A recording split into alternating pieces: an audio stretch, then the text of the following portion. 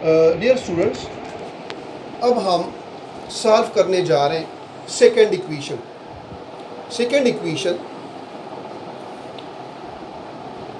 में प्रूफ करना है S is equal to VIT plus half AT square. S क्या है? डिस्टेंस है, डिस्प्लेसमेंट है। वही VI initial velocity, T is time, A is the acceleration और T उसी तरह टाइम। उसी तरह हमने ग्राफ डिराइव किया जिस तरह फर्स्ट इक्वेशन में किया था। टाइम और वेलोसिटी के दरमियान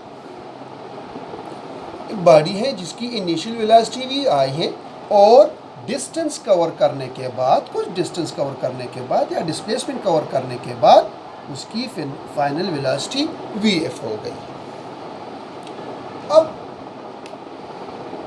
कंसीडर करते हैं इस ग्राफ को, तो displacement is equal to displacement या distance is equal to area of the triangle. अब इसमें रेक्टेंगल है, area of the rectangle plus area of the triangle.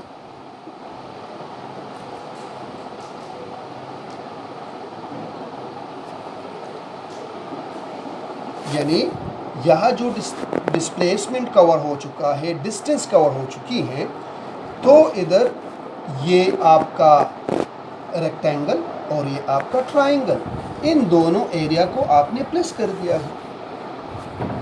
अब आपको पता है कि area of the rectangle is equal to breadth multiplied length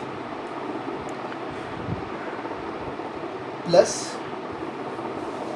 क्योंकि ये एरिया ऑफ द रेक्टेंगल है, plus area of the triangle is equal to half base multiplied perpendicular.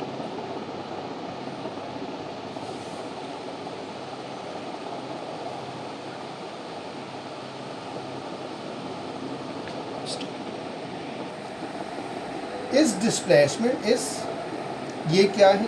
Breath. आपके पास अब breadth of the rectangle, breadth अगर हम देख ले OA multiplied OC, breadth multiplied length plus half base, ये है बेस।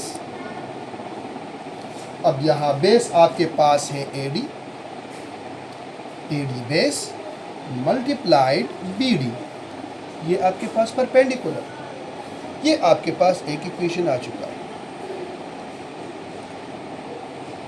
और फर्स्ट इक्वेशन जब हम प्रूफ कर रहे थे, हमें ये पता है कि OA आपके पास VI के बराबर है, OC आपके पास टाइम के बराबर है, OC टाइम के बराबर है, AD जिसको आप OC कहते हैं ये टाइम के बराबर है।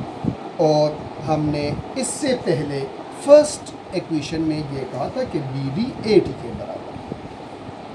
अब अगर हम इस वैल्यूज़ को OA, OC, AD और BD के वैल्यू इस इक्वेशन नंबर पुट कर लें, तो आपको ये आएगा कि S is equal to OA की वैल्यू क्या है? VI मल्टीप्लाइंग OC की वैल्यू है T प्लस हाफ AD की वैल्यू है T और BD की वैल्यू है AT, या S is equal to VIT plus half AT square. This is equation number 2। Hope आपको समझ आ चुका होगा।